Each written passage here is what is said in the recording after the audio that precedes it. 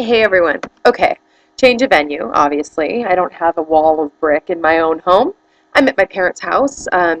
This was my dad and stepmom's house before my dad died, and now it's the bank's house.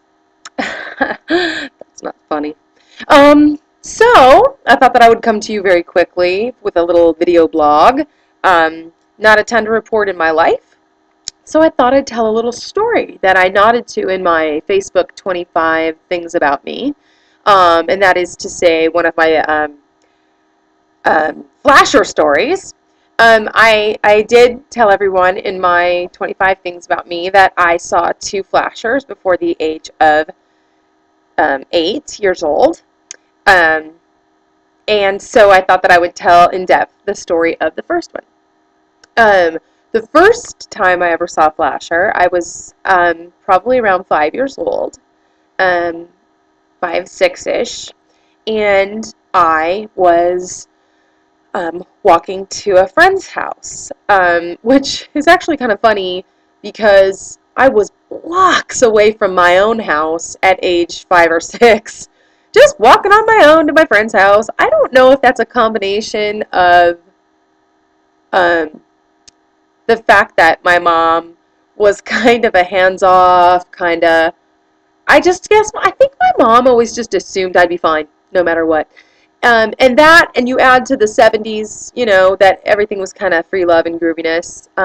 But suffice it to say, I was trucking down the road to my friend's house. Her house actually, the school sat at one long building, and then there was a playground behind that, and then beyond that, fields. And there was fencing all along the fields, wood fencing. And on the other side of that fencing were the backyards to homes that were built around the perimeter. So my friend lived in one of those homes, and she used to come and go to school by pushing through her father had loosened a board so she could actually you just moved it to the side and went through.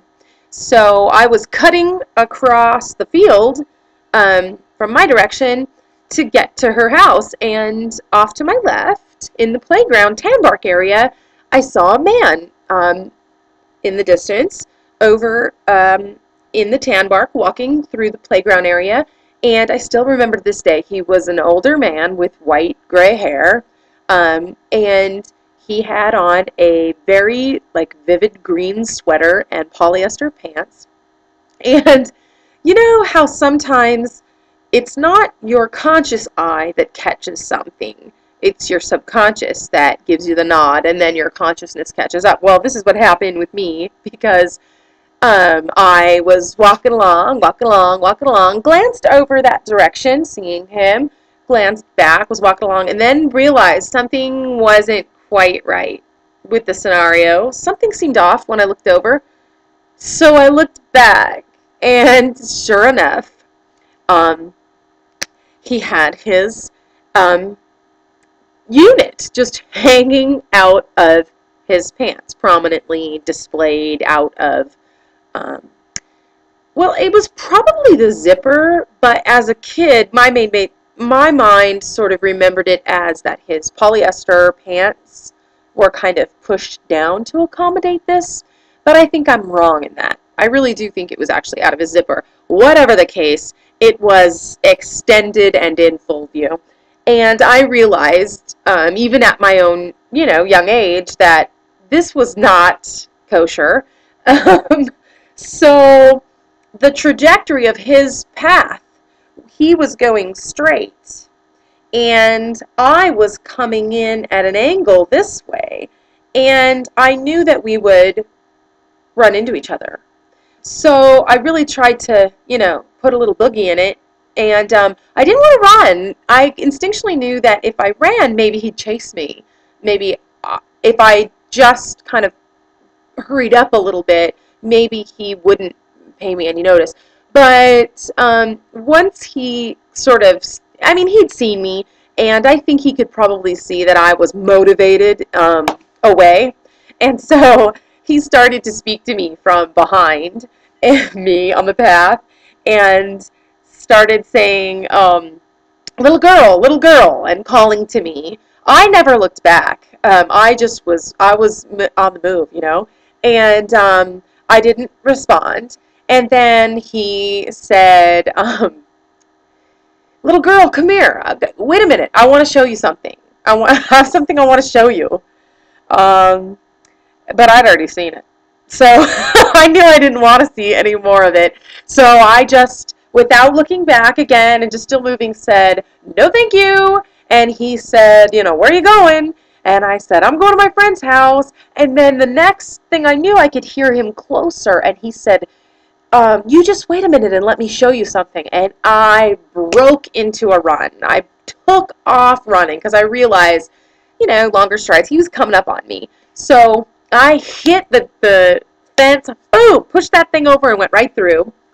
And, being a kid with my priorities straight, didn't say anything initially. I was just glad to be in the backyard and now playing with my friend. So we were playing along, and then finally I mentioned it to my friend, who went in a little panic, went and told her mother. I was so upset because I knew her mother was going to call my mother, and I knew that meant the end of playtime, which, that was my goal.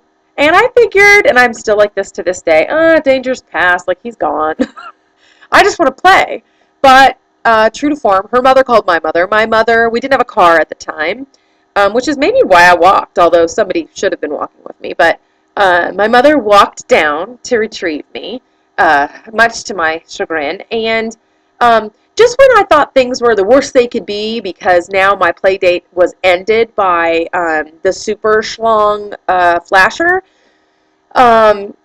my mother sees a police car as we're walking home and flags him down. Ugh. And it gets even worse for me because already by age 5 I was totally boy crazy. My first crush was on a 6th grader when I was 5 years old, and I loved him and was obsessed with him. And so out steps this lovely young man from the police cruiser. I mean, I just remember he was so handsome. And I know this is going to come as a shock, but I was pretty shy as a little girl. So my mother, has flagged down, the Ken doll of the police world. He's now standing in front of me. They want me to retell this tale of penis exposure. And so I don't want to say a word. I just stand mute. My mother's trying to tell him. He says, I need to hear it from her. You can't tell me because you weren't there. So, they're trying to cajole me into telling what I saw, what this man showed me. And that was the specifics. He wanted to know what the man showed me. So finally, keep in mind, it's probably 1976 or so, I asked my mother if it was okay if I used a song reference to explain. And I remember that she was confused, but the police officer said, "Yes, that's fine, if that helps." And so I said, "You know that song, Shake Your Booty?" And he said, "Yes." "So he showed you his bottom?" And I said, "No, he showed me his other booty," and I pointed to the front. And that seemed to suffice. I always wondered later if that's what's in the paperwork. Suspect showed 5-year-old his front booty. But in my mind, I thought that's what that song meant, so it seemed like a perfectly good reference. I was mortified, suffice it to say, and got away with not telling my mother about the second flasher I saw for like 3 solid weeks until some other circumstance thwarted my efforts to try and keep myself from repeating the humiliation. Anyway, just a little lesson, just a PSA, public service announcement to all you parents to walk your 5/6/7/8/9/10-year-olds to their friends' homes. And don't let them just traipse down the lane waiting for an anonymous man to whip out his schlong. All right. Hope everyone has a great Friday. See ya.